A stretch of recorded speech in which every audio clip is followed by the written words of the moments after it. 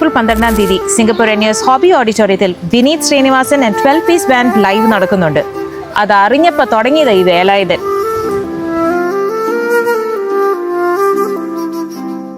നിനക്കൊരു കുടം കുളിരുമായി പുതുമഴ മണിമഴ വരവായി.